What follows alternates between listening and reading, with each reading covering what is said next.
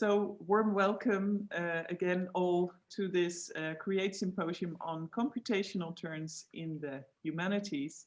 And I gladly give the floor to the co-host chairs of this meeting, Giovanni Colavizza and Melvin Wevers. The floor is yours. Thank you very much, Julia, and you all for being here today. My name is Giovanni Colavizza. I'm assistant professor of digital humanities, also at the University of Amsterdam, and part of the Create crew. And I'm very happy today with Melvin to have you all here for this first, hopefully not last, seminar on computational terms in the humanities, which have been taking, of course, momentum, as we all know, in recent times. And we will start today with two very compelling presentations that will take the focus on, will put the focus on history and archives. And maybe in the future, we will expand to other areas in the humanities as well. I don't want to take much time, but I'd like to mention one thing, which is that within the many initiatives in computational humanities that are taking place, there is one where Melvin and I are particularly active, and some of you in the audience, and also among the presenters as well, which is the Computational Humanities Research, previously workshop, now becoming a conference, that took place virtually last November, and it is going to take place again virtually this year. So I would just like to encourage everybody to take a look at this website, where very soon, fortunately we didn't manage for today, but very soon we will have a call for papers up for the next edition of this conference, where everybody's really welcome to submit something. And that's all from us. I'll leave the floor to Melvin for the introduction of our first speakers. Yes, thank you, Giovanni. And the call for papers might be online as soon as tomorrow already. So keep your eyes on the website. A short introduction. I'm Melvin Wevers. I'm assistant professor urban history and digital methods at the history department at the University of Amsterdam, and also coordinator of the Amsterdam Time Machine and part of the Create group as well. And I'm very happy to introduce the first speakers today. Jan Ryan, Sebastian Anert, and Ruth Anert. They're going to present the paper Networking Archives, Quantitative History and Contingent Archive. They'll focus on methods to study missing or uncertain data in archives. And I expect it to be an excellent showcase on how we can use computational methods to better understand archives, to give historians a better grasp of issues of bias and representativity in digitized archives. I think Jan and Ruth will be giving the talk today. Yeah, the floor is yours, and looking forward. Thank you so much for having us. We're really delighted to be presenting. So I'm just going to share my screen.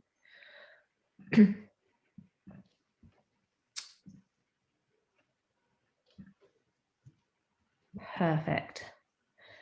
So we are delighted to be sharing work with you today from the AHRC funded project Networking Archives, on which we work together with the broader team pictured here, both past and present members, which is led by Howard Hodson in Oxford.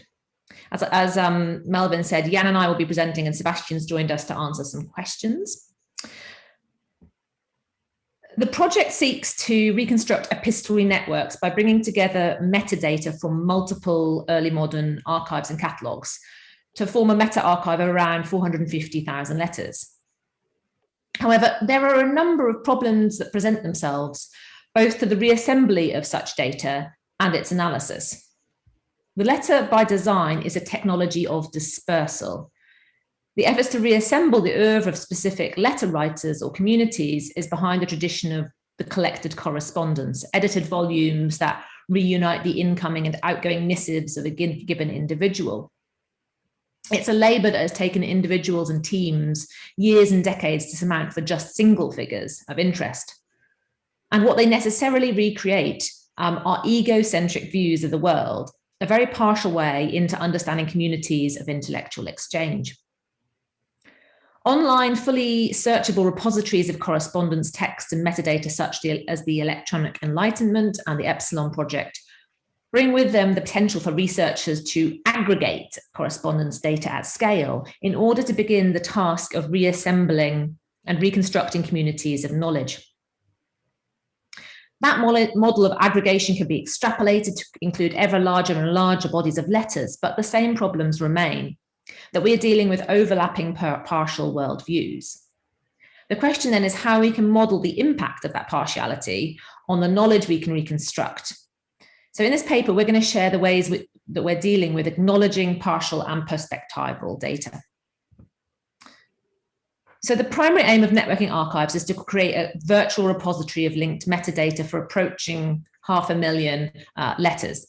The team's been working on creating that data set by first internally cleaning, so disambiguating and deduplicating one large new data set, the Stuart State Papers, or the government archives for that period, and reconciling with two further existing data sets, including the Tudor State Papers and Early Modern Letters Online, a resource that was assembled for the study of the intellectual network known as the Republic of Letters. To do this work, we had to develop a suite of data cleaning and reconciliation tools, which we're going to be sharing with the community. And in addition, we've developed a series of methods and tools for the analysis of the resulting data set. What's important about the reconciliation of these data sets is that it allows us to examine the overlap of two worlds, of government and intellectual exchange, which are usually treated by discrete communities of scholars. However, there are some important crossovers in the personnel in these worlds that's normally only discussed at the level of the individual. It is vital to understand these overlaps at scale if we are to gain a full picture of early modern communication networks. And we're going to be recapping some of the ways that we've done that in this talk. First, just a couple of words on the two data sets that we're going to be talking about today.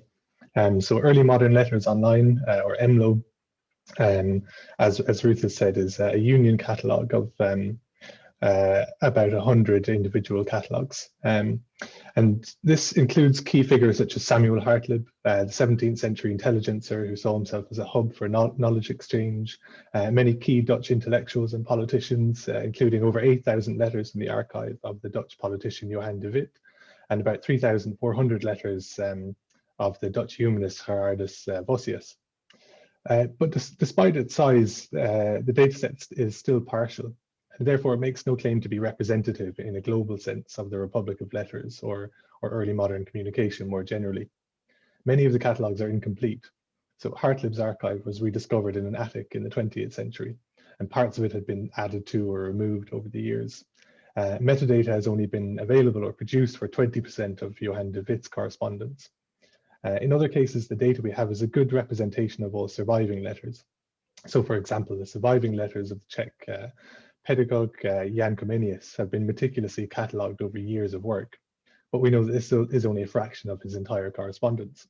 Most of it was destroyed or lost during his lifetime as he got caught up in the 30 Years' War.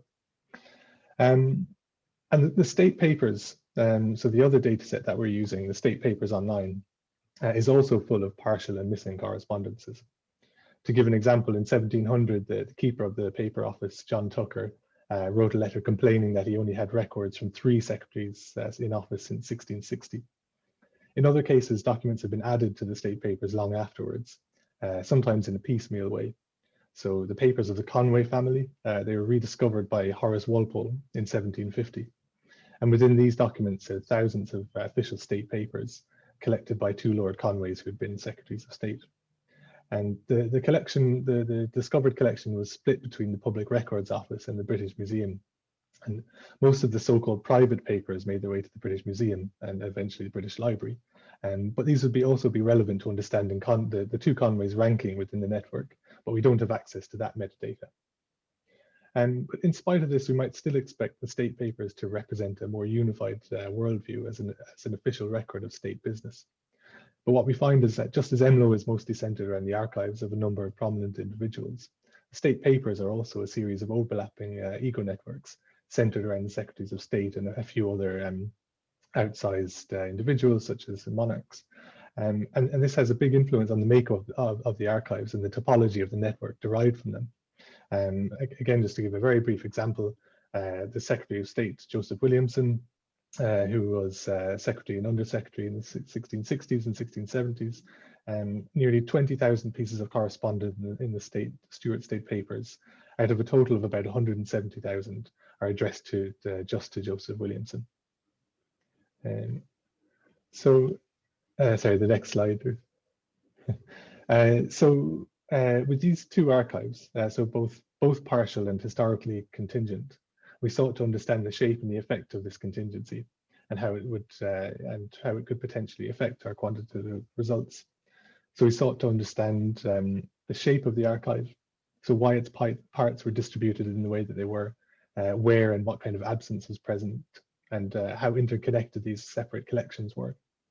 We sought to understand the robustness of our network science toolset to this missing data, and also what is gained when we combine archives or catalogs, and how we can use this interconnectedness to find overlooked individuals. So starting with the distribution. So as a record of social interactions between discrete entities, these data sets are naturally suited to analysis using tools in network science, a field concerned with understanding the structure and dynamics of complex networks as a series of mathematical phenomena. Network analysis has at its core a graph model where entities, known as nodes, are connected by links, usually called edges. A count of all the connections to a given node is known as that node's degree. And this is a very basic but useful measurement of a node's importance or centrality to a given network. And at the macro scale, treating the letter dataset as a network allows us to plot the distribution of the degree scores for each node. And what we find is that SPO and EMLO have very similar degree distribution. A small number of highly connected nodes and a large number of poorly connected nodes. Moreover, there's a continuum of connectivity between these two extremes that renders them scale-free, meaning that at any scale, the same pattern of a few highly connected and a large number of poorly connected nodes can be seen. This scale-free distribution manifests as a straight line on a double logarithmic plot. And you can see in the plot on the right here that both EMLO and SPO have very similar degree distributions. So next slide. So in the case of EMLO, this is mainly due to the nature of the size of the catalogs which make it up. So EMLO is made up of 100 constituent catalogs of varying sizes. 80% of letters come from the top 23 catalogs. These are catalogs which prioritize an individual at the center. So essentially sampling from the perspective of the hubs. In the tree map here, each catalog is sized by its total letters, making it clear how skewed the dataset is towards a small number of catalogs. This is also the case with SPO. A small number of figures are responsible for the vast majority of the volume of letters in the data, which was somewhat surprising. So before modeling the effects of missing data, we sought to understand more about its shape. These are some of the examples of the detail in which we are checking the missing data that we have. One finding is that similar patterns of missing data occur across certain variables, but not others. So for example, missing data in the author column makes it more likely in the recipient column, but it has no bearing on whether the destination field will be complete or not, for example. There are also chronological patterns which make clear that the missing data is not even, and even suggest that different administrations had different qualities of incoming correspondence. So plotting the accuracy of dates per year in SPO, as we've done here in the bottom right, shows that it was particularly inaccurate in the 1650s and much more accurate when the Secretary of State, Joseph Williamson, was in charge. And I should probably explain that by accuracy, we mean sometimes two dates are given if it's unsure, if the date is unsure, or if it's a month or it's known to a month or a week. And so we're plotting the average difference between those two dates per year. Next slide. So armed with this detailed information on the shape of the missingness in our data, we sought to understand how it might affect our results, so specifically findings based on the network science toolset we've been using. There can be some skepticism surrounding historical network analysis, as it's often based on partial data, and some of the measurements might seem to be particularly sensitive to missing data. So for example, the measurement of betweenness centrality relies on counting paths through a network, and one might think removing just a few letters would possibly change the ranking substantially. So to test the robustness, we designed an experiment which removed successively larger samples of letters and compared network metrics across the original and the sample datasets, using a Spearman's correlation as a measure of the similarity between each set of results. And we ran this code 50 times for a range of standard metrics and for all the datasets we're using. In the chart here on the right, you can see the downward sloping line is the plot of the change in the average Spearman's correlation for successively larger sections of the data removed, going from 1% removed to 99% removed. And you can see that there are some slight changes in between, but by and large, it follows a similar pattern. And what we found is that all three datasets were surprisingly robust to letter removal. So even with 60 or 70% of letters removed in most metrics. And we think this is in part due to the shape outlined above. So with a heavy skew towards a small number of nodes. And also because in many cases, we have multiple letters between the same pair of people. So as long as one survives the sampling process, an edge will still be drawn between them. And it also suggests that perhaps we should be more cautious interpreting results for the lowest connected nodes, so those further down the rankings. And so we also tested some other potential sources of missing or incorrect data. So including removing random samples of folios. So these are the large bound volumes into which correspondence is collected in the state papers. And we also removed random missing years. Some measurements showed more variability with certain types of removal. So for example, eigenvector centrality, which measures a node's centrality through its connections to other well-connected nodes. Seems somewhat more variable when we remove samples of the catalogs. This is probably in part due to the distribution of the catalog sizes in EMLO, as shown in the tree map on the previous slide. Some sampling runs will knock out lots of these high-ranking nodes, resulting in more variation between the results. In some follow-up work, we aim to model some common data curation errors and see how the rankings change as a result of incorrect reconciliation. So merging multiple spelling variants into one. Or disambiguation, so splitting a single name record into multiple people with the same name. And so in this way, we hope to understand the real world effects of missing data, and by inference, also potentially the potential changes that would happen were additional data added as a result of a new archive unearthed or digitized or new letters discovered. So one of the key aims of the project is to understand the new insights about the connectivity of people when we combine archives. EMLO itself is a connected collection of individual historical catalogues, and we are also in the process of reconciling people across EMLO and SPO, and this will help us to understand those figures at the intersection of two very different types of communication, so intellectual exchange in the Republic of Letters and state business. And our hunch is that these were not separate worlds, but rather intimately intertwined networks. So to explore this, we developed a method for extracting ego networks that intersect and to show all the correspondence that they had in common. In this toy diagram, you can see an example of intersections that we're particularly interested in, where two or more egos, here the red dots, do not directly correspond with one another, but do have correspondence in common in pink. So those pink nodes thus form bridges between communities, and we want to understand their role in the transference of information between communities. So if we run this code on the whole of EMLO, for example, which is a really great test case because it is those amassed ego networks as the starting point of the data collection, we can produce a ranked list of people with the most overlaps. And then we can delve into those individuals, such as in this screenshot on the right of the screen, which shows all the overlaps with Hugo Grotius and whether or not they wrote directly to one another. So in the column that says wrote to each other, it says true or false. One of the pairs of correspondence that we've been interested in and that have been explored in more detail by team members Esteban Ramsdonk and Howard Hodson are the Dutch humanist Gerardus Vossius and the intelligencer Samuel Hartlib, a person that corresponded extensively with people located in the United Provinces. So it's interesting that these two did not actually correspond. For both men, the person with whom they share the most correspondence is not someone they also wrote to, it's one another, and they shared 20 correspondence. In this diagram, on the x-axis, we can see the 20 people who exchanged letters with both Vossius and Hartlib, and they've been ranked here by the percentage of letters they exchanged with Hartlib and Vossius. So in this case, those who corresponded primarily with Hartlib are on the left, and those who corresponded primarily with Vossius are on the right. And those who are sort of roughly equal are in the middle. And then these are actually represented on a log scale because of the large deviation in the volume of letters exchanged.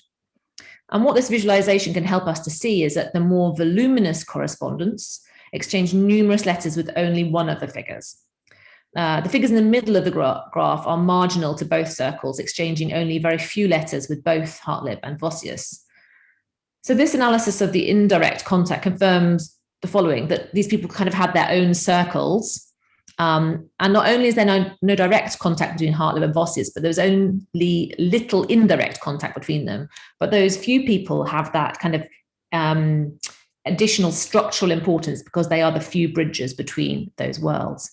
And without that overview generated by this method, the significance of Hartlib and Vossius's indirect communication would not have been readily apparent. And this simple measure can be helpful for directing further research into the specifics of individuals and their writings and help reveal how some of these networks operated. So one of the neat ways that we can dig into this is to further understand how much these figures who bridge egos provide important insights that have been missed heretofore because of the technical challenges of reconciling data across collections and archives. And so connecting the ego networks of EMLO allowed us to search for those who don't have their own archive, but whose centrality is defined by their position on the edges of multiple ego networks. To find these types of candidates, we looked at who could be found across many catalogues, but who did themselves not have a catalogue in EMLO. So these are the individuals highlighted in grey. And one of the individuals here near the top is John Dury, who will just very briefly introduce. So the next slide. Personal archives tend to be biased towards static figures. And so those who spend their lives traveling naturally tended not to keep their papers in one place. So John Dury spent most of his life abroad on missions throughout Europe, promoting peace between Protestant churches. And because of this, his archive is dispersed and spread across various catalogues in EMLO. So there's not a single Dury archive anywhere, but he scores highly for many centrality measures if we consider how many archives he's found in. And so in this way, his centrality to the network is no longer defined by a single catalogue, but it's inferred through his appearance across others. So those individuals come to the surface when we join these archives together. We're in the process of expanding this to looking at the state papers as well. So seeing where there's a connection between the intellectual figures of EMLO and the more political figures of the state papers. Okay. So Dury is just one local case study that shows at the micro scale the potential of reconciling data, both for data-driven research and traditional literary history. As we hope we have shown very briefly, analysing the shape of our data allows us to see similarities between archives and to assess the specific ways in which data is missing. And it's interesting here that we have an archive that is a product of a state archiving process and one that's been recreated in the modern world by reconciling, and yet they still have that really similar distribution. We found that network rankings in these archives were robust even when large percentages of data were removed. Connective archives can help us identify overlooked figures and new avenues of research. And so that's an area we're really pushing into in this final months of the project. If you're interested in the findings of the project, some of our preliminary outcomes have been published in the proceedings of the workshop on the computational humanities research. So another plug for Melvin and Giovanni's call for papers that's coming out maybe tomorrow. And please watch out for a more extensive study on the robustness of work on missing data, which has just been accepted for publication in the Journal of Cultural Analytics, and that's a piece written by Jan and Seb. And further work will be forthcoming in a co-authored book entitled Networking Archives and a special issue of a journal, which are both to be submitted later this year. We thank you all for listening and we look forward to your questions.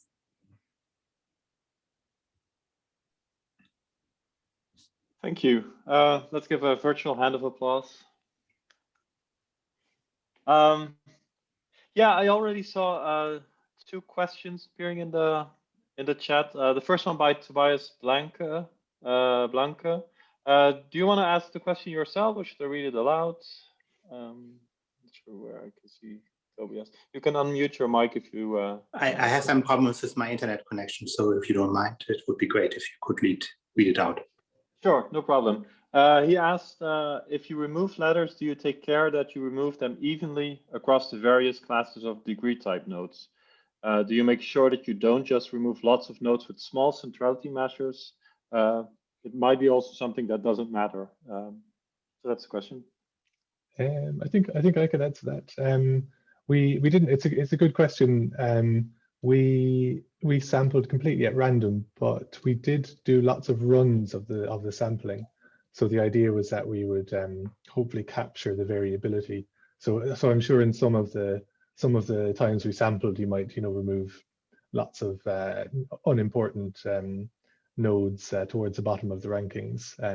But with sort of running multiple times, we hope that we sort of capture that kind of that possibility that we're just removing those low degree nodes. But I think there are lots of other interesting ways that we could weight the sampling so that it does sort of capture more of the high degree nodes and see what effect that has if it's different.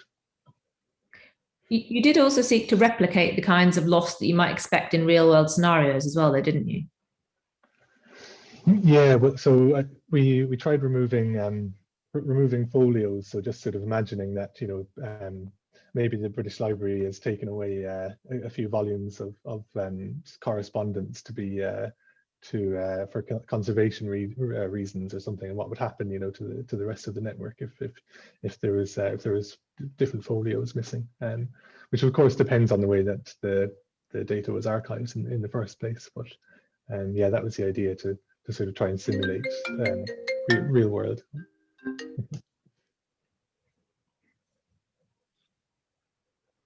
I don't know if Sebastian has anything to add about. Not much beyond what you've said. I mean, exactly, we're trying to model the loss of data. So if you had a reason to assume that prominent figures were more likely to be removed from the archive, then you could construct a model where you bias towards that kind of loss. And people have studied that in network science. They've studied random removal of nodes versus targeted removal. And obviously, if you took out the hubs out of this network, you would disrupt the network much more. But yes, as Ruth and Jan already said, we're trying to model sort of the loss, as a sort of random loss over time that wasn't biased towards any kind of manuscript in particular. Yeah, it raises interesting questions about archive censorship, I suppose, because that's when you would get nodes completely removed, as if somebody was being sort of systematically removed from an archive. But I think it's in general doesn't seem to happen at this point. Let's see, there was a second question by Charles van Heuvel. Go ahead, Charles. Yeah, thank you. Yeah, I was interested in the impact of the hierarchies in the networks on the missing letters. So I can imagine that you're missing letters because people not necessarily need to respond. In particular in hierarchical structures. So if you compare the intellectual networks, I would expect more reciprocity than when you're looking at the state papers, for instance. So how is that in the archiving practicing having an impact on your knowledge of the missing letters? Do either of you want to go? Or I mean, I can talk generally about models of reciprocity. Yeah, that would be. I mean, I think you're absolutely right, Charles, in terms of the Republic of Letters, that kind of huge role that etiquette plays in the expectation that things would have been reciprocal. And I think in certain levels of government, and especially in certain relationships between secretaries and diplomats, there was an expectation of reciprocity as well, because you see a really frequent formulation at the beginning of letters that says, responding to your letter of the date. And that's an area we'd like to push into in the future, using that formulation to kind of reconstruct the ghost archive of letters that we don't have, that we know were there. And there's a common formulation of people getting stressed because they haven't received a letter in return, because I think it means that their previous letter has been lost. So there's a lot of relationships where reciprocity was expected. But again, if it's someone petitioning the government, that's an entirely different kind of relationship. And I think we could probably put a figure on that, because we know that 68% of the people in the State Papers Archive correspond with a single person. And a lot of those are government figures that they're petitioning. And so you could immediately say, probably those relationships are not going to be reciprocal. But Seb, do you have some thoughts on like triadic closure? I'm just thinking about like... You can also expect that people ask for information. So you need to inform me. In that regard, and it's not reciprocal. Then it's one directional, and that would have an impact on the direction of the network. But also, I believe, also an impact on the missing letters. The direction, but yeah, I mean, I can imagine that you're in the diplomatic atmosphere that you then have this kind of reciprocity. But if I'm more thinking of military networks, for instance, and more technical networks, which also make part of the Republic of Letters, then it might have an impact, in my view. I think it's right that we've thought a bit about reciprocity as a way of categorizing nodes in terms of how many of the relationships are reciprocal, and some might be conduits of information, and you might have other relationships that are reciprocal. I think Jan might also, so we also had some examples of information networks. For instance, I think Williamson had an information network where we might expect sort of that kind of one-sided. I don't know if that was reciprocal as well. Well, it's an unusual case because it's reciprocal in that they sent a standard letter of news in the other direction. So there was sort of a newsletter. Okay. Exactly. Yeah. So it's a different type of reciprocity. I'm not going to say that word. I mean, I think it's really interesting. I was thinking about this today. We did actually we did calculate these robustness for in and out degree results separately. So it would actually be really interesting to look at the difference, to see if there's any subtle differences between the diplomatic networks and the state networks in the robustness of the results. So I think that's so is the revision of the article? Yeah. Can you get it? Yeah, exactly. No, I think it's a really nice idea. Yeah. Okay. No, thank you. Thanks for the question. Thanks so much, Charles, as always. Yeah, so some other great questions popping up. There's one by Sarah on enriching and adding metadata. Is this included in the project?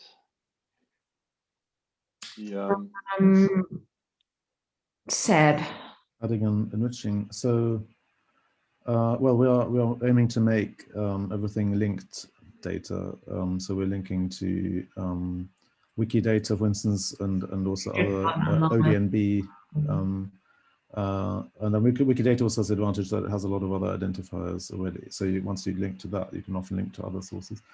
So that's one way. We're also cleaning, we're cleaning the places up and putting in geolocations. So we're definitely enriching, or I suppose say, we're improving the quality of the metadata and linking it and matching it. So yes, so in that sense. I mean, EMLO has a lot of other metadata that's been collected by scholars, but that is, we do link to that in a sense, with, but that is maybe, so it depends very much on the person. Some people have a lot of metadata, some people have a few metadata, but we're trying to create a consistent set across the State Papers and EMLO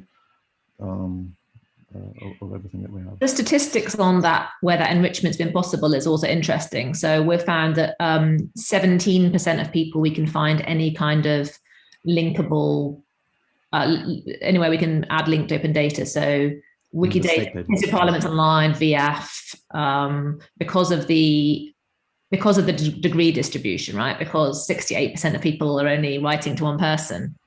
That's the kind of correlative of that. And the other point is how many of our letters have places that we have been able to identify in geocode? Is it like 60-something%?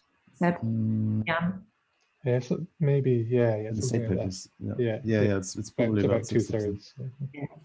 Yeah, these statistics are all for the state papers. So EMLO. I know the state papers best. Yeah. I think this is really important now that more computational experts are working with these historical data sets and get a sense of the missing data, the uncertainty, some of the values. How do you actually store this new metadata, but also the steps to get there? You make decisions doing this, and I think this is also an enrichment to the archives that is really valuable. Especially with disambiguation and deduplication, because sometimes there is a factual link you can make, and sometimes there's an interpretive link, and we need to think about ways of differentiating between those, where actually we're saying, I'm pretty sure that this is a spy who goes by multiple names based on the handwriting, rather than these are just variant spellings of the same name. Mm-hmm. And also the analysis also, sometimes the analysis will throw up mistakes or sort of gaps in the data. So when we, for instance, do the spatial analysis, we find that someone seems to travel 500 miles in one day, and then turns out that that person was maybe wrongly identified in the disambiguation process. So I mean, if you look at the data different ways, you return to that enriching process of the metadata. Yeah. There is another question by Liliana. Do you want to ask it on the mic, please? She has no mic. I'll read it aloud. Do you have approximate figures on how much data imputation you did? For example, on the missing dates of person dates or birth or death?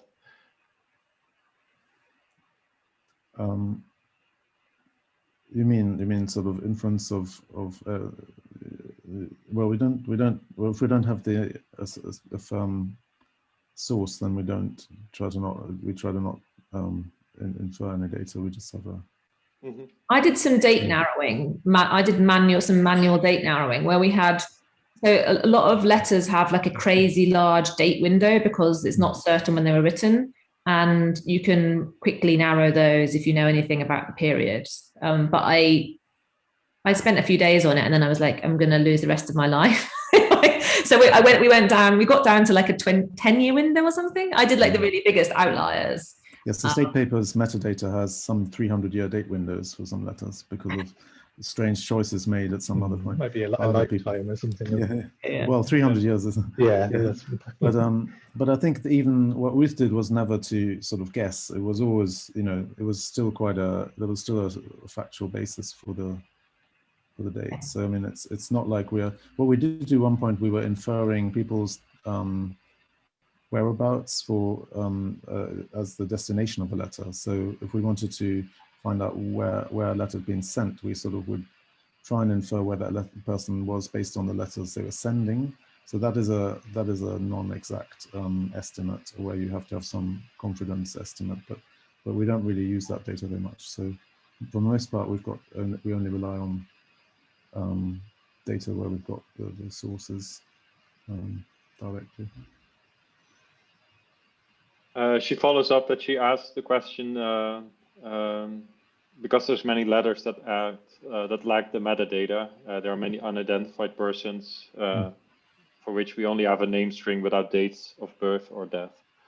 We just leave those as a name string and hope that one day we'll be able to link them to other. Yes, so if in doubt, we leave identities separate. Yeah. We undermatch rather than overmatch. We have time for one final question. Charles, would you mind asking your question? Okay, thank you. Well, very interesting your research and network perspective. But can you say something about how the archival institutions and the networks you work with, how they make use of the results of your research? Do you have already kind of new perspectives that they want to develop, new ways of creating access, and new ways to, when they start making metadata, that they are more connected to your approach, for instance? That's a great question. Thank you. one of the major archives we're working with is the state papers. The majority of those are held by the National Archives, and we're currently working with them on a bid to think about how we develop the tooling for us to reintegrate our cleaned metadata back into their systems, because at the moment it exists as a separate data set. Because it was provided by the private company who did the digitization, they gave us the data, we cleaned it, but it requires extra work to then fold that back into the catalog systems and to think about ways of actually blending that with existing curation processes. So that requires additional thought and funding. So we're working on a bid to do that. Has Jan or Seb got any other further thoughts on No. Not beyond what you said, I think that's what I would have said as well. Then. The bid with the National Archives is an example of that. I mean, they're definitely interested in this, and also the company that digitized the data was also very interested in getting our clean data back, and they're going to integrate that. Free labor we gave back to them. Yeah, they love that. It would be nice to fold some of the information back into Wikidata where it's possible as well, but it's complicated, I think, trying to. Nice. Yeah. Yes, I think Wikidata. So I think we had a student at one point who was trying to contribute some of their data cleaning to Wikidata, and it's actually not straightforward because they sort of removed some of it again, but just sort of automatic. They didn't even check it or anything. It was just some kind of automatic response. So it's not was straightforward to contribute to that. I saw that I overlooked a question accidentally. I'm very sorry about that. It's a question by Ingeborg. Please go ahead. No. When I normally get this question, my response to it is go and read Inge's PhD. Sorry. I normally say to that question when other people ask. It's just I'm wondering with this question, I was very fascinated about which kind of nodes would the Liberty want missing nodes in the network, or want others to be missing nodes in the web network, like trying to cut off them out of their network, for example.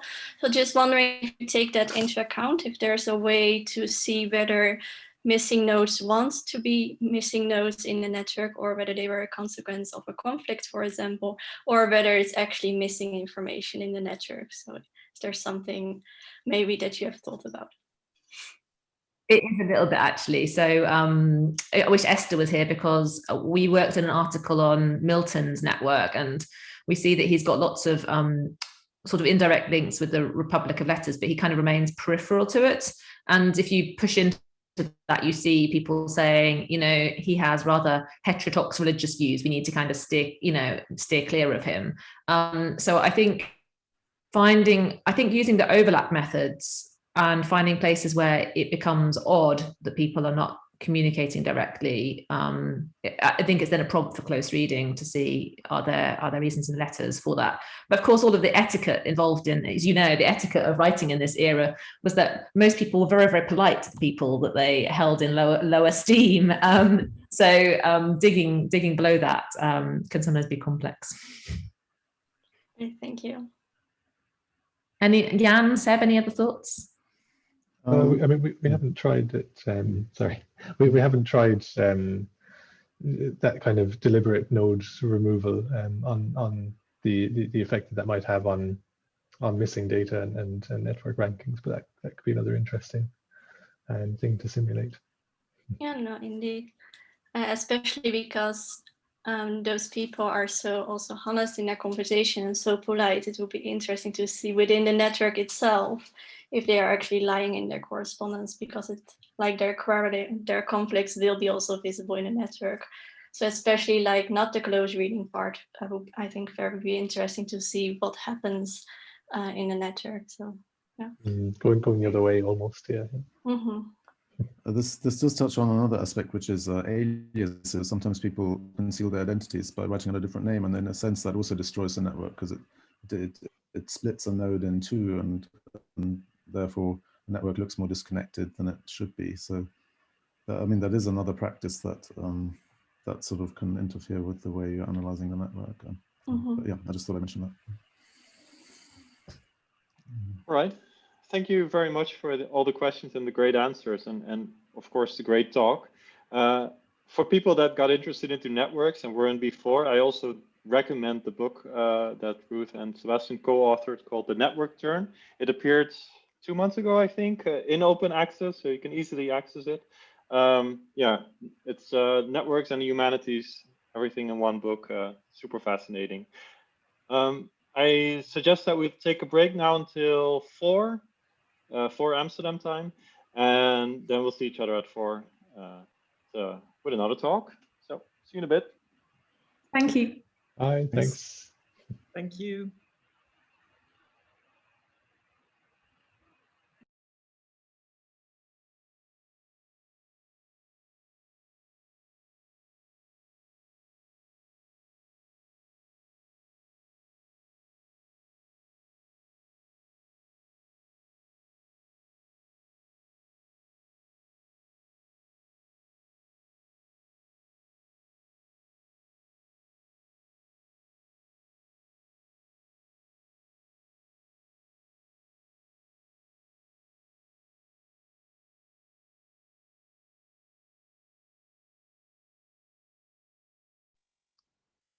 So I guess welcome back all. It's nearly 4. It's now 4 o'clock. Giovanni, the floor is yours. Yes, thank you very much, Julia. Welcome back, everyone. Just to check, Richard, are you with us? I'm with you. Can you hear me? Yes, very well, Okay. very well. Okay, so maybe while you share your screen, if you like, I'll briefly introduce you. So it is my great pleasure to introduce Richard Marciano, who is a professor at the College of Information Studies at the University of Maryland, and after a very distinguished career, has been recently awarded the Emlet Lehigh Award for Outstanding and Sustained Work in Digital Records and Information Management. And I also like to mention, if you don't mind, Richard, your degrees, because they are quite amazing. So you have degrees in avionics and electrical engineering, a master and a PhD in computer science, and a postdoc in computational geography. It's really impressive.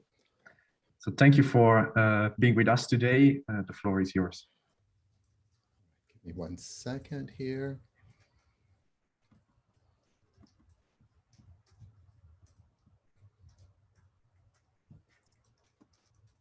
All right, can you hear me? Yes. Wonderful. So let me start up my session here. All right, I should be in full screen, if you can see that. Yeah, that works well. Wonderful. Thank you very much for inviting me to this salon meeting. It's honored to be part of this. It's really too bad we can't meet in person, but maybe those times will come back in the near future. So I wanted to talk about some computational developments in archival space, and I'm going to walk you through some initiatives that I'm part of that hopefully will resonate and will be of interest. I think there's a really nice connection with the themes here and what was presented in the first talk.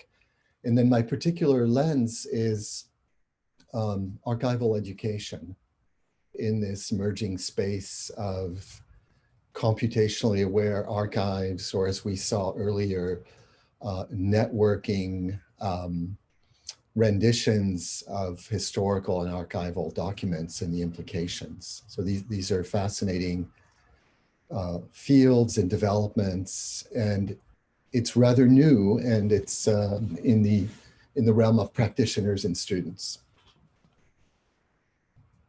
So just a little bit of background. This is probably not new to this group, but there are fundamental changes that are happening right now in the ways we acquire, manage, and present cultural collections.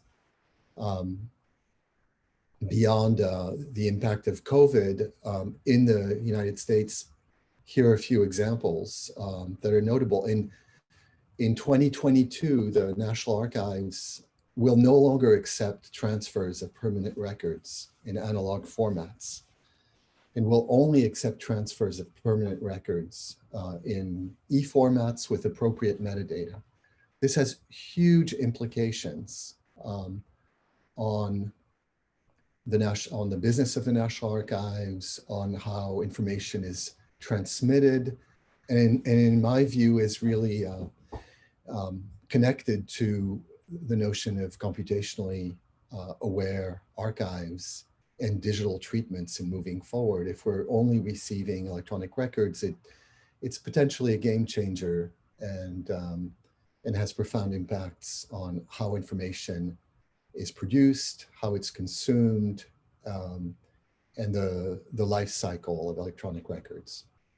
You just have to look around to see all kinds of other shining examples. The US Smithsonian, a few years ago, but rather recently, launched a data science lab. So now you have co-located in cultural spaces, computer scientists, data scientists, folks interested in artificial intelligence, machine learning, working with cultural collections.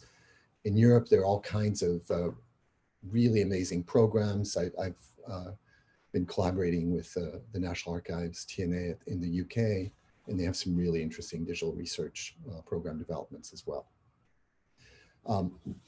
This is a colleague of mine who I'm quoting, formerly from the National Archives in the US, on the imperative of educating archivists and records managers of the future for these, to manage and handle appropriately these digital changes. So I'd like to start out with a few slides and some context on computational archival science. So that's a mouthful. It's an initiative I helped launch with a number of colleagues. And I'd like to give you a little bit of background in this because it could be useful. If you haven't heard of it, it could be useful. And it's we're trying to find a way to frame projects in a more systematic way. So I'm gonna talk a little bit about what that is, and then something that we've been playing with for the last couple of years that falls out of that, which is the impact of computational thinking. So I'll try to frame that as well. We'll say a little something about a virtual collaboratory we just launched last year. And if any of you are interested, I would love to answer questions or talk to you about collaborating. Since the first presentation was all about networking, the second presentation is in a modern way, is obviously about networking as well. And most of the work that's done in this computational space with archives and cultural data, as illustrated in the previous talk, is through interdisciplinary teams and through collaboration. And this is where we're moving to as well. And then if there's enough time and we can get there, I'd like to give you a specific example of something happening that kind of ties this all together. And I'll show you an example of an archival computational story as captured through e-notebooks or Jupyter notebooks. And I imagine a number of you are familiar with that, but I'll illustrate it on a specific example. So that's what I'd like to walk you through. And for the organizers, if at any point, just let me know if how I'm doing on time, or send me a signal and let me know if I'm running a little short, if I can continue, but I'll stop whenever is useful. So archival science is something, as an initiative I've been part of for the last about 5 years now. And initially we looked at, well, there's some pretty well-established computational fields.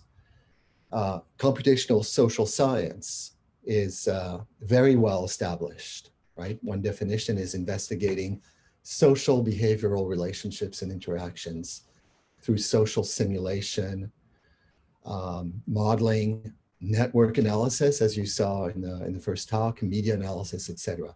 Computational biology is extremely mature science of using biological data to develop algorithms or models to understand biological systems. one of these emerging computational fields, which is a little newer, and I have colleagues at the University of Maryland and Northwestern University who helped develop that, is computational journalism.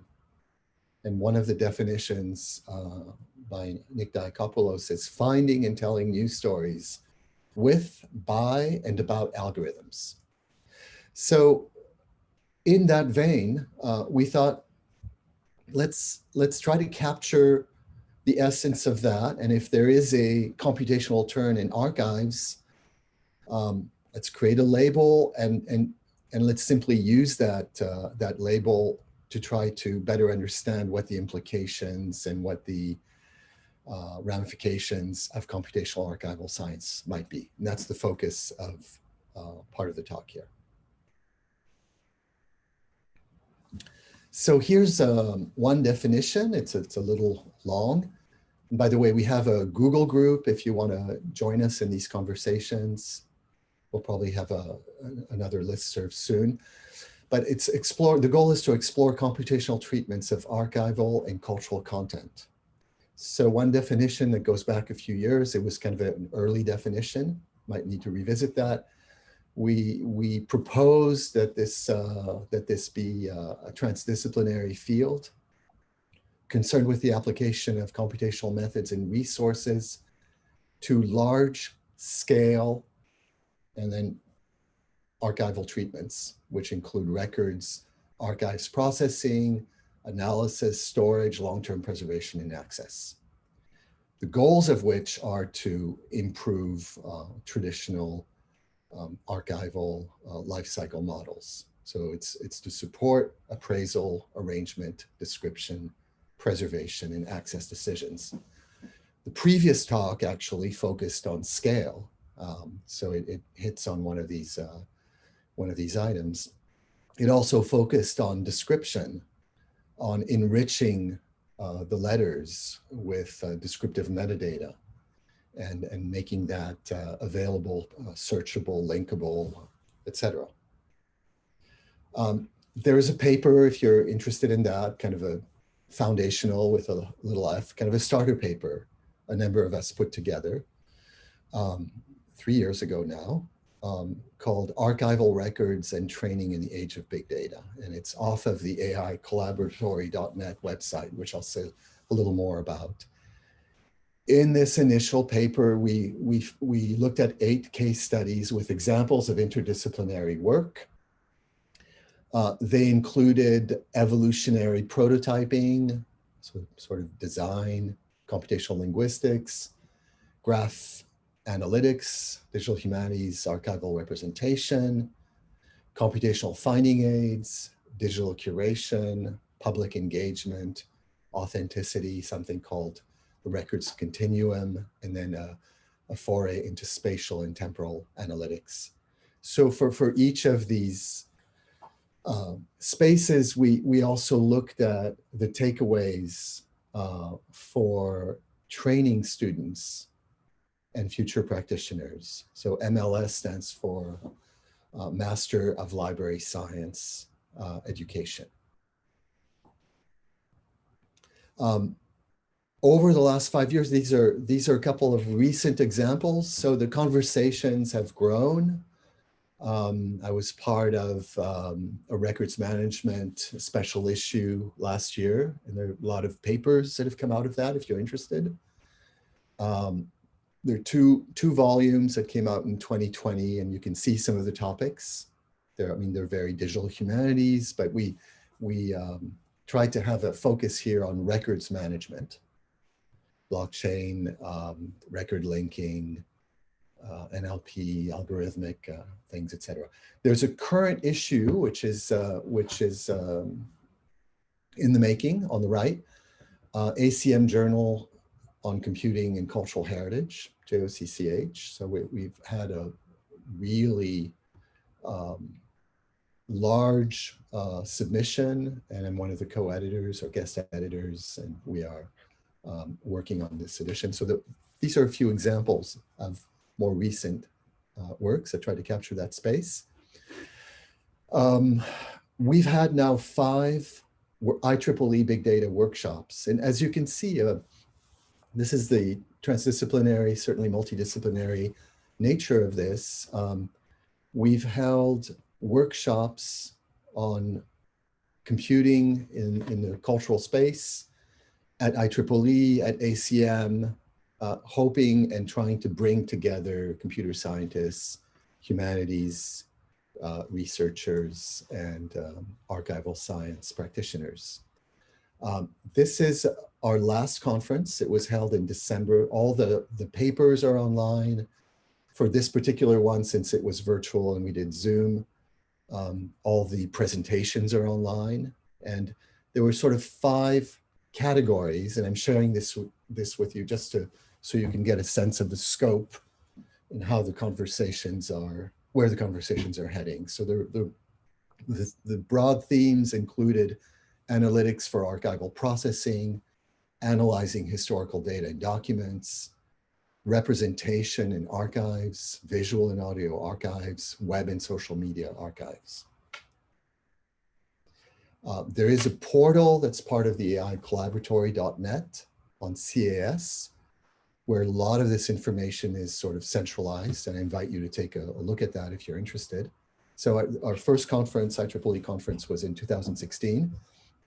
We're planning on another workshop for 2021, and there should be an announcement coming up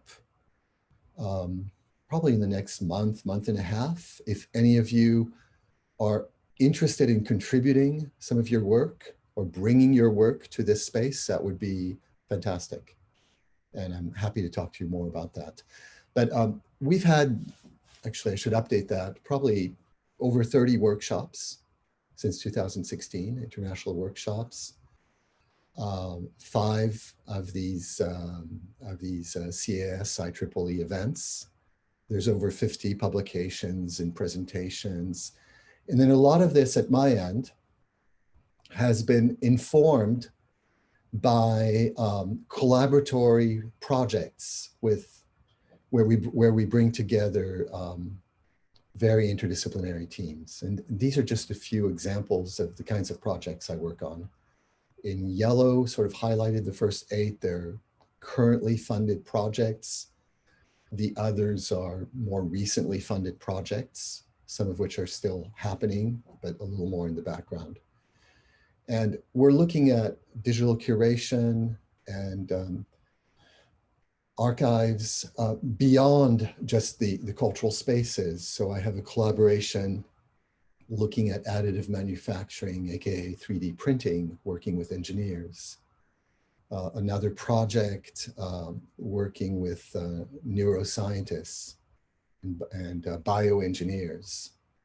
So a project called A Window into Neuroregulation.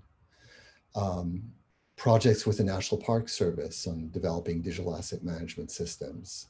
Number 4 is a project I'm going to come back to because this is really the essence of this talk. It's piloting an online network, collaborative network in CAS education. And I'd like to focus on that one in particular, and would very much welcome collaboration.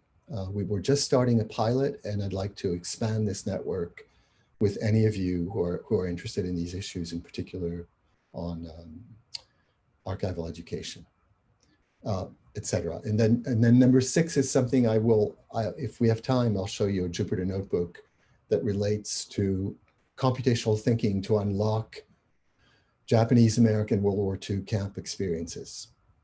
So I'll stop here, but most of our work is project-based, and that's sort of the didactic. So lots of examples out there over the last few years. This one is 3.5 years ago from the Smithsonian in terms of how computational interests and practices are permeating now the cultural spaces. This is deep learning experiments at the Smithsonian looking at botanical samples and automatically classifying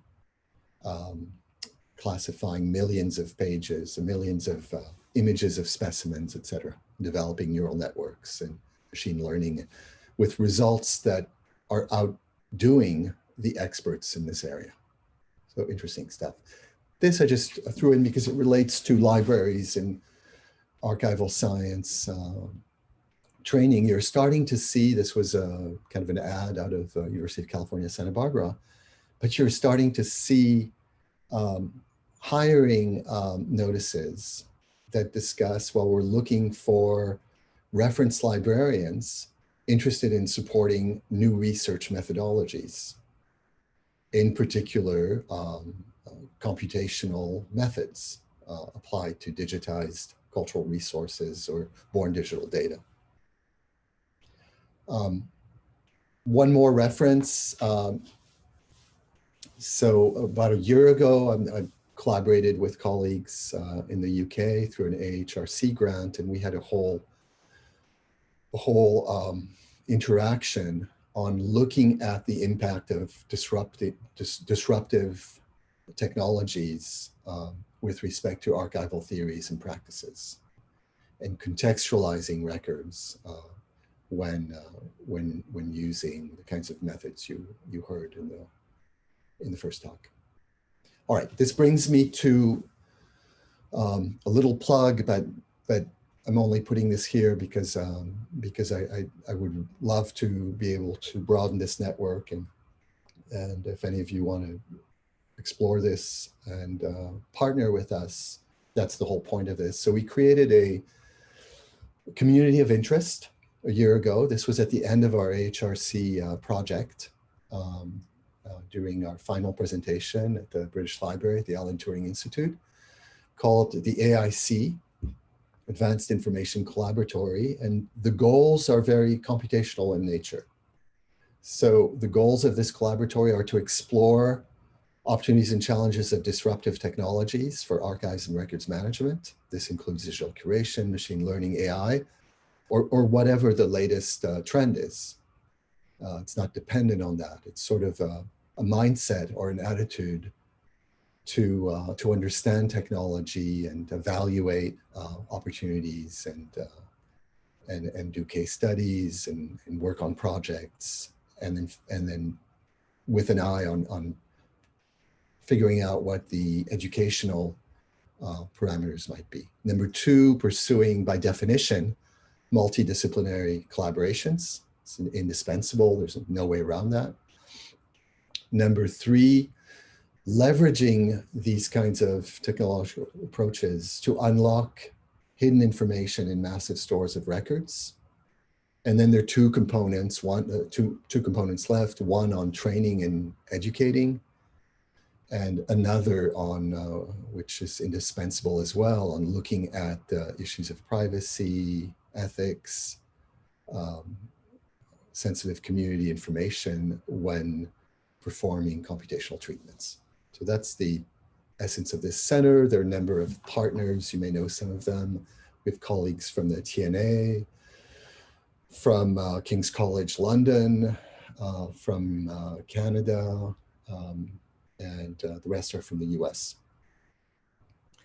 This is our current network. So it spans, I think, every continent except Antarctica.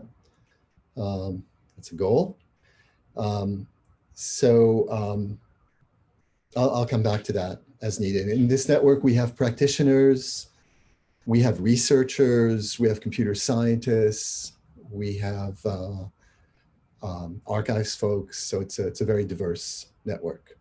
And we've held our first symposium in December, and we're going to try to turn this into an active and regular event. This is a little dated. It goes back a few years, kind of at the beginning of this initiative, but you can see that the kind of alignment and matching. We're looking at understanding archival concepts and relating them to potential computational methodologies, right? So you have graph and probabilistic databases on the right, and that could be useful when you're going from paper catalog entries to digital catalogs, matching records in distributed spaces. Let's see here. Yeah, I'm sharing the screen. classification of archival images, well, you can benefit from AI techniques, line detection, image segmentation, etc. Personally identifiable information, and you'll see one of these examples in the case study. Well, that's based on, in particular, natural language processing, named entity resolution, etc. So these are the sort of mappings we're doing. A few slides, kind of very visual, just to show you how we work. This was a part of our AHRC funded project.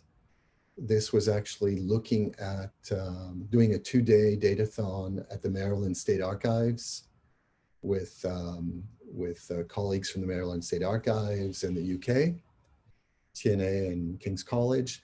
And we had some 20 students forming very interdisciplinary teams. So we tried to have a mix of undergraduate, master's, archive students, doctoral students, with people with stronger technical backgrounds and others with not. So it's training students to work in interdisciplinary settings in ways that we think will serve them in the future in these emerging computational spaces.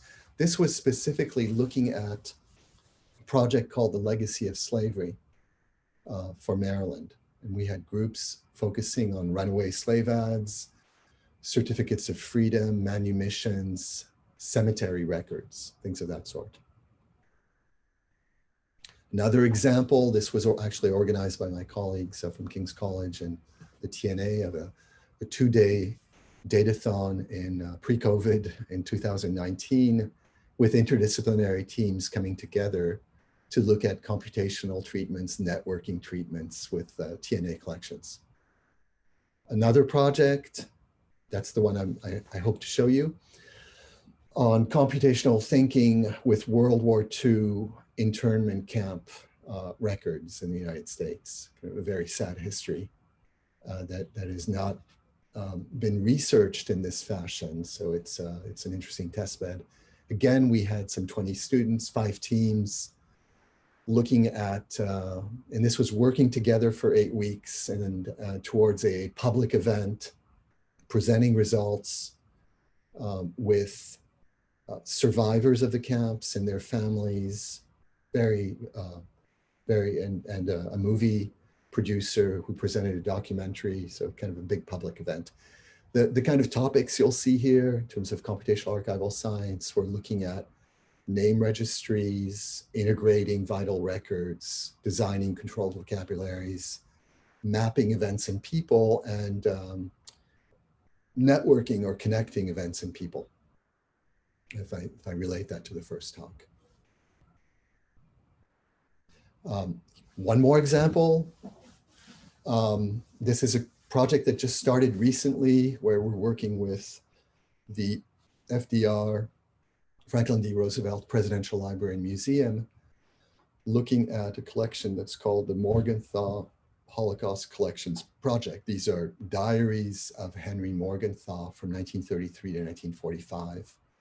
He's a very famous Secretary of Treasury, and all of his activities, transcripts of meetings, letters. So we have a letter component here that could benefit from the work in a more contemporary way that's coming out of the first talk, telephone conversations, etc., bound together in over 800 diary volumes. So we're actually using machine learning to extract information and connect it and network it. I can tell you more about that.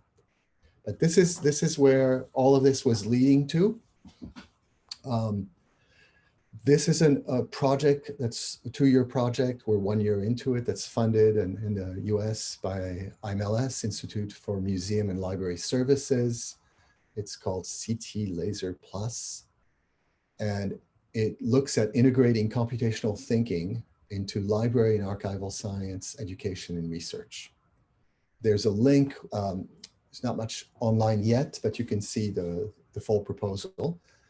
And what's notable about this initiative is that we have sort of a proto network with 4 educators I'm one of them, from the University of Maryland, Clayton State University in Georgia, Kent State, University of Ohio, University of Missouri, folks who are teaching Master of Library Information Science students archival methods, and who are all interested, so we share that, of looking at how we can incorporate computational methodologies into the archival field. And we're paired with 4 practitioners from cultural institutions or cultural projects. Densho.org, I'll come back to that. It's a Japanese American World War II memory project. Puerto Rican Spring of street protests in 2019. The Maryland State Archives Legacy of Slavery Project, which I mentioned earlier.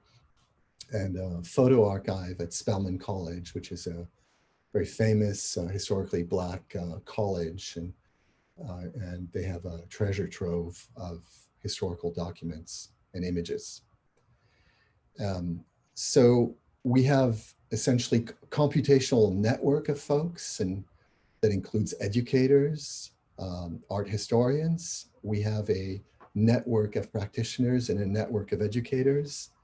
And the secret sauce is to try to create a network of networks and explore computational treatments with an eye on bringing this into a classroom setting to train future archivists and practitioners.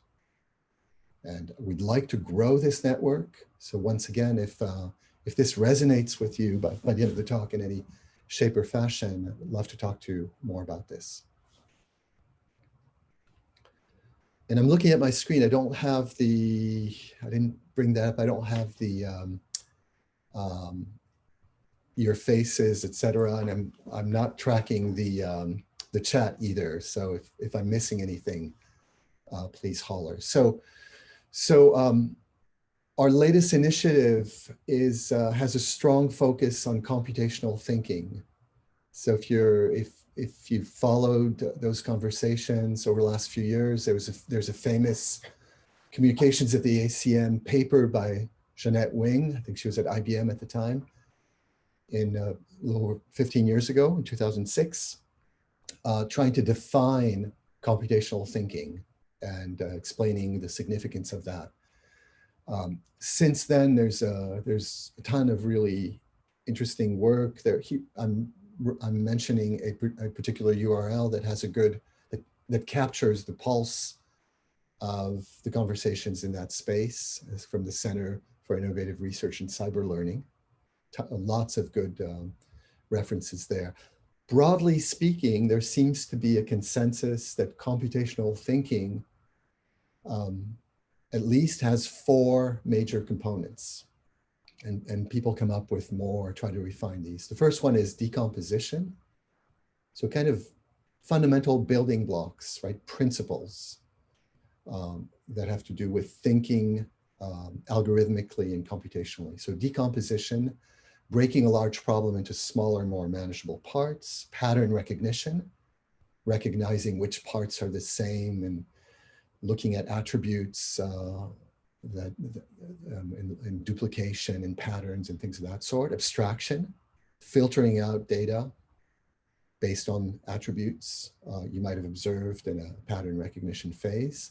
Finally, algorithm design, the step-by-step development of instructions. I added a couple that relate to the previous presentation. And you could include them or not include them. The state of the art in computational thinking it tries to tease those things out. So modeling is really important. And then scale. I think that's one of the drivers, solving problems that are so large that automation is no longer a choice. It's something you just have to tackle. So I'm teaching a class right now with Master of Library Information Science students, and I submitted just a week ago a little survey at the start of this class on rate from 1 to 6 your level of comfort after discussing this for an hour and contextualizing it, kind of at the start of the class, rate your understanding, your level of comfort. So it's very vague. We haven't teased this out yet, but I'll come back to it. But this gives you a little feel for kind of the familiarity with MLIS students, most of whom have humanities backgrounds and history backgrounds, not computational, certainly not technological. Some do, but most don't. And you see that there's a lot of work to be done here. We're starting out. So I will resurvey the class in May after we've worked on projects, developed things, and use that as an assessment tool. This is the model we are using in our networking project. We've adopted a taxonomy by one of my colleagues at the University of Maryland iSchool, David Weintraub. So after extensive analysis and deconstruction of the meaning of computational thinking, this was done by surveying K through 12 syllabi, by conducting focus groups, by interviewing people, a very serious social science effort, multi-year effort. And in mapping computational thinking to STEM, what people call STEM in the US, science, technology, engineering, math, and how that's taught at a high school level, he came up with these 4 verticals. One that relates to data practices, another that relates to modeling and simulation, a third one on computational problem solving, and a 4th one on systems thinking. And I'm going to come back to that with a specific example.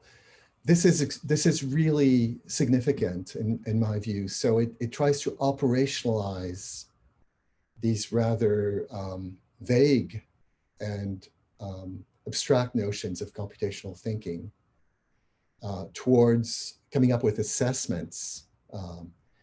And there's some 22 practices here that seem to be pretty universal. So what we're doing in this CT laser network is something similar to what David Weintraub did. We're adopting this taxonomy, which was not developed in an archive for an archival crowd or cultural crowd, but we've adopted this taxonomy, and we are trying to map it not to STEM, but to archival science, education, and research. That's the LASER acronym. And so far, we've been able to map all of these in it's a solid taxonomy. It maps to most of the case studies we're working on through our projects. So this is kind of an effort to come up with a framework to have a more steady foundation when working on computing in cultural settings. My colleague Bill Underwood has a couple of other papers, if you're really interested in this, where he analyzes previous CAS workshops and tries to come up with, because they're not framed that way, which of these 22 computational thinking practices are actually referenced implicitly or indirectly. So it's making that explicit. And then there's another paper, I think I'm co-author on that, on motivation for integrating computational thinking into MLIS programs that deal with archival training. So there's an emerging conversation. It's a couple of years old now. And I'm going to continue. I think I have a few minutes left where I can squeeze this in, but I'm happy to stop at any point and answer questions. So it's a little more interactive. These are famous lab notebooks. I'm curious if I can turn it over to you for a minute. I'm curious if you can recognize any of these just by looking at them. So these were paper-based historical notebooks. They're representations of observations, experiments, ideas, sketches, data collection, etc. Any obvious authors just by looking at these? I'm curious what this elicits.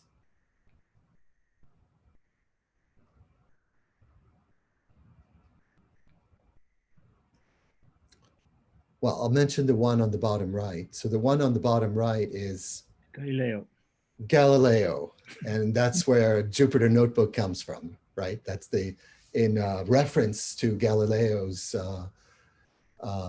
discovery of the Jupiter moons, etc. They named the modern version or the E version of these notebooks Jupyter Notebooks. Fantastic! You win the door prize. How about any of the others? There are several guesses in the chat, so I'll name a few. Einstein. Is it in the chat? Can you see Yes. my notes? Okay, I don't see them. So you see them there. Oh, it is in the chat. Now, are you seeing, which of my screens are you seeing? Maybe I've been showing. Notebooks. Okay. And, oh, it's in the chat. Wonderful. So on the left, you have the voyages of Cook and the Endeavour in the late 1700s. At the top right, you have Lewis and Clark in the States, early 1800s. If you go down one, it's, so they're beautiful, right? They're kind of fascinating notebooks. You have, what's the other one? It's actually Thomas Edison, I think towards the end of his life, with botanical sketches. And then the bottom one is, I believe, if I label that correctly, it's Einstein's Zurich notebooks.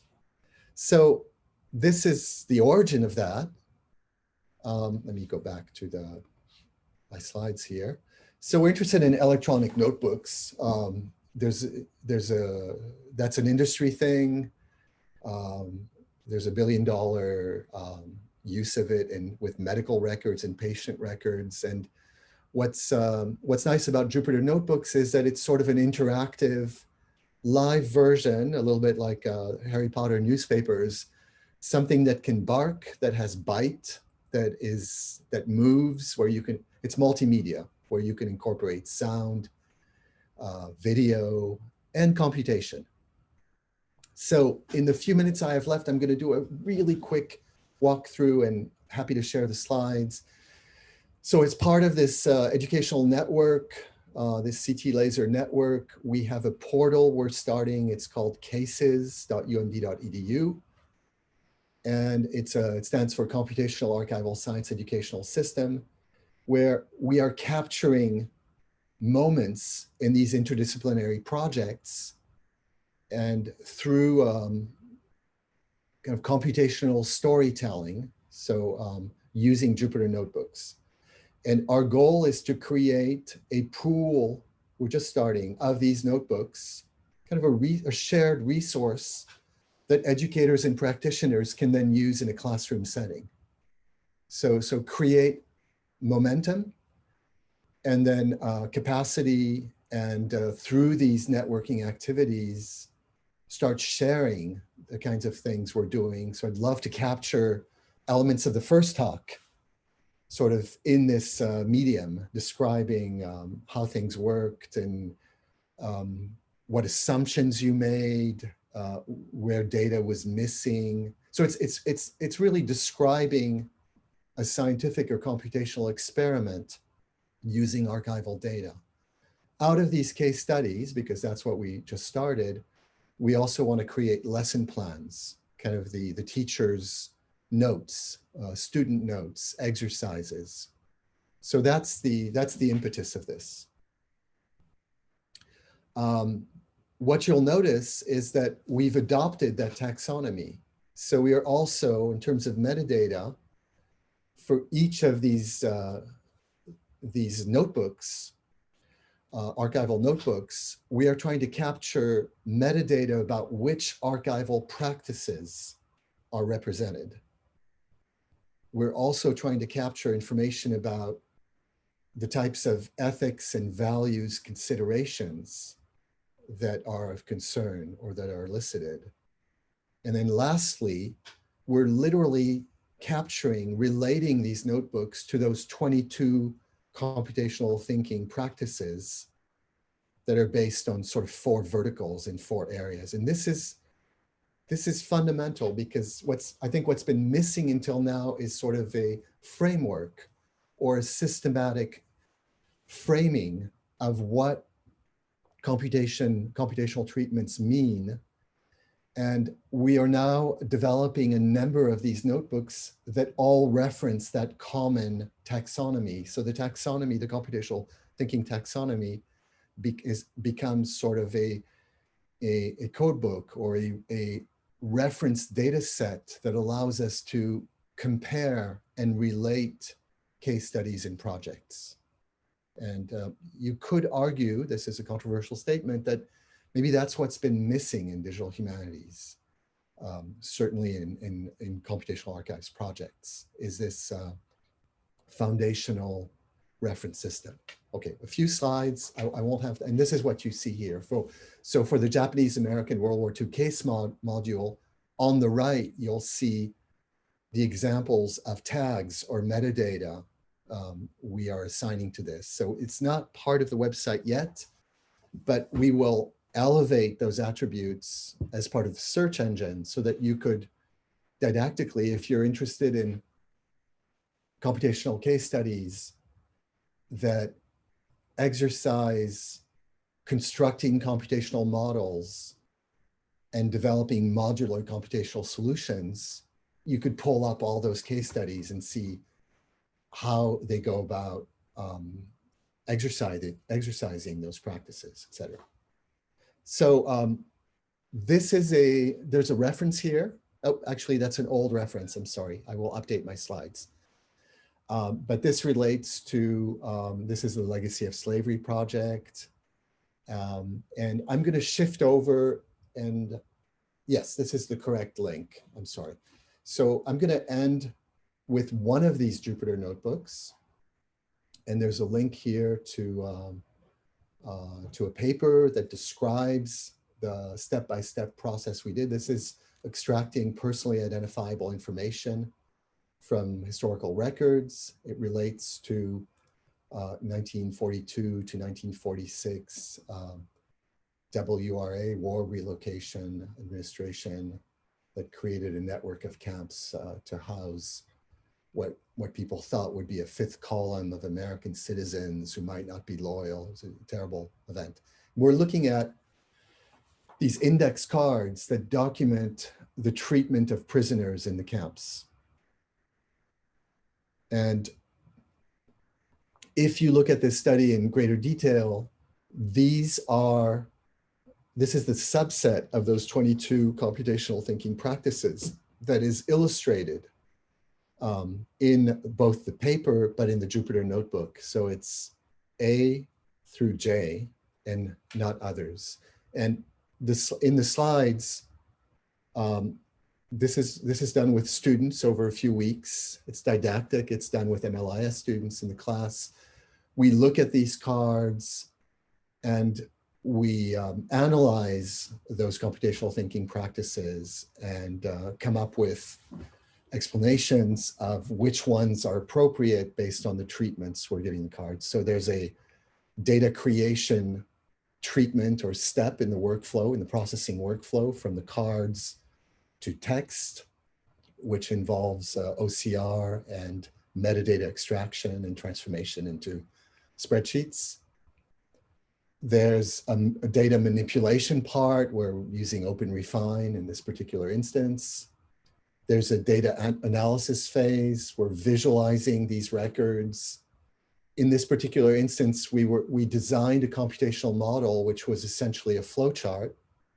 We mapped that flowchart into just plain English pseudocode and then mapped the pseudocode into Python. So you see these categories of computational thinking that sort of shake loose. And we're able to relate these activities to this vocabulary. We develop modular computational solutions, we create computational abstractions, and obviously troubleshoot and debug.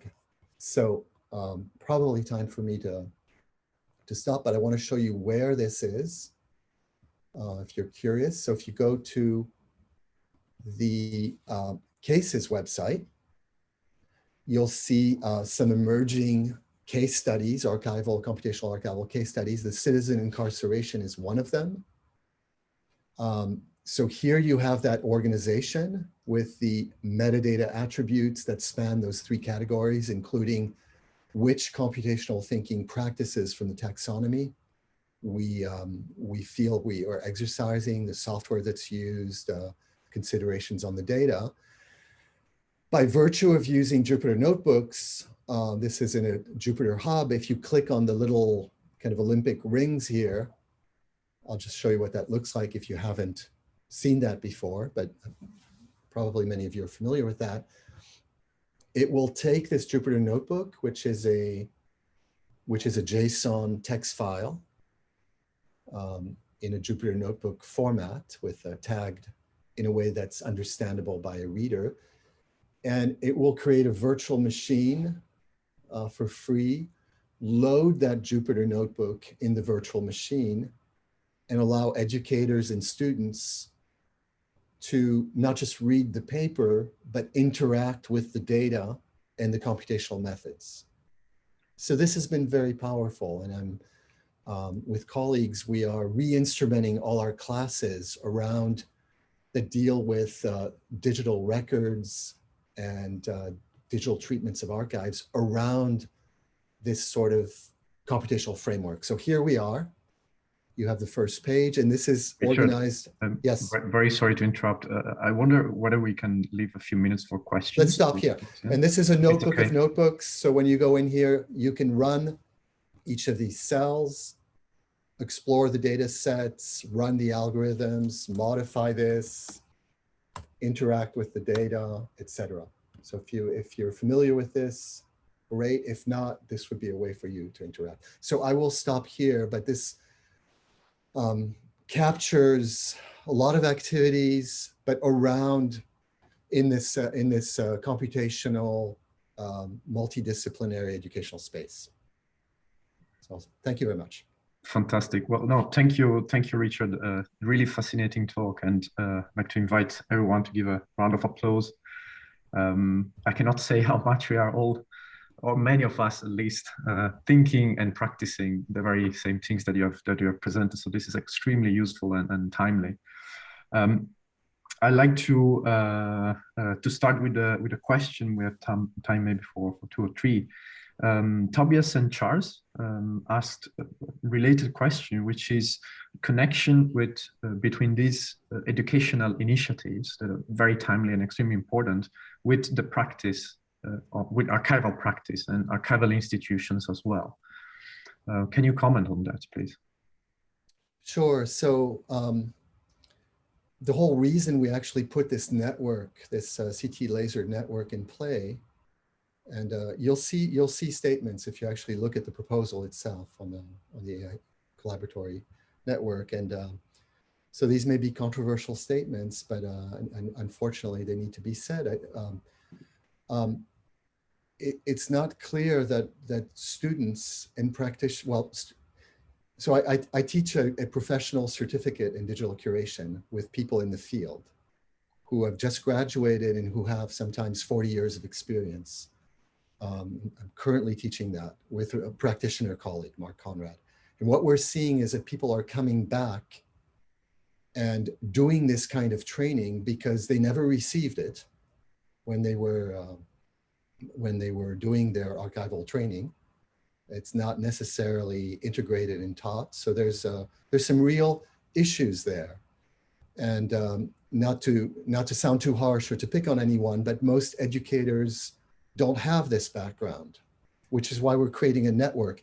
It's kind of a support network so that we can learn from one another and not reinvent the wheel. I think that's the state of what's happening right now, is each of us is starting from scratch, and that we can't operate that way anymore. That's overwhelming, and it's a hurdle. So we need to train, and you see the National Archives Initiative in the States and all that. We urgently need to train or to retrain or to train differently students. The MLIS degree is really it's a professional degree. And most of my students are will be practitioners in cultural institutions or data institutions. And so there is a little bit of a disconnect, I think. Maybe it's part of the iSchool movement, where things have drifted, in my view, a little bit towards more academic pursuits, away from the needs and considerations of practitioners. So in this network, we're doing precisely that. We are anchoring everything we're doing with actual practitioner collections and engaging practitioners so that their collections can be introduced in a classroom setting, and computational stories can be told that incorporate issues that are coming from practitioners. So the whole effort is really practitioner driven, if you will. Yeah, I see. Yeah, thank you for that. There is also a question from Charles that it's also very much my question, to be honest. Charles, would you like to ask it yourself? You have two Charles in the room. Yeah, it's it's you. Yeah. Well, Richard, thank you very much for your wonderful overview of all these activities and initiatives.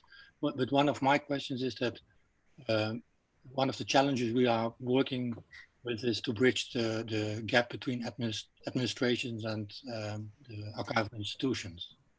And well, do you, and actually the field is so broad, and also administrations are more and more working like in a network setting.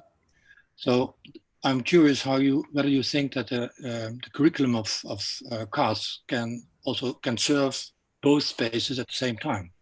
And if so, where should the focus be? Because the cultural perspective is slightly different from an administrative perspective. Could you? That's a really good question. One that I have not pondered over in great detail, because you're talking about cultural institution administrations, I presume. Yeah. So the administrative, let's say the government agencies, who of course are also. So without naming anyone, I've had a number of collaborations with cultural institutions, and I think this is a big challenge, right? So the thought that you could train individuals within the hierarchy or the ranks of these institutions and have them sort of push the good word or make a case for that vertically, I think is very naive and problematic. So this has to be enabled. There has to be a reward system. This has to be connected at the top. Absolutely.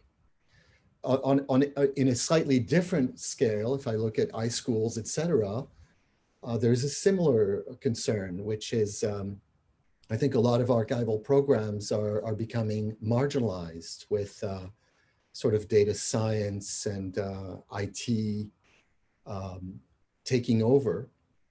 And in my own space, I view sort of this computational educational approach as maybe not an answer, but a bridge towards making the archival field relevant or connecting it to other, like my program has 3 masters, human computing interface, information management masters, and an MLIS.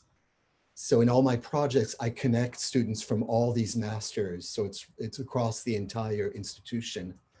So one would have to look at those kinds of interventions, and you absolutely need. So I'm not sure I'm able to answer in the best way your question, because my focus has been more academic, but clearly my experiences in working with various cultural institutions has indicated that there's also a huge gap between management and the need for sort of these new digital scholarship initiatives that are likely to provide new modes of access or enriched modes of access to the public and institutions.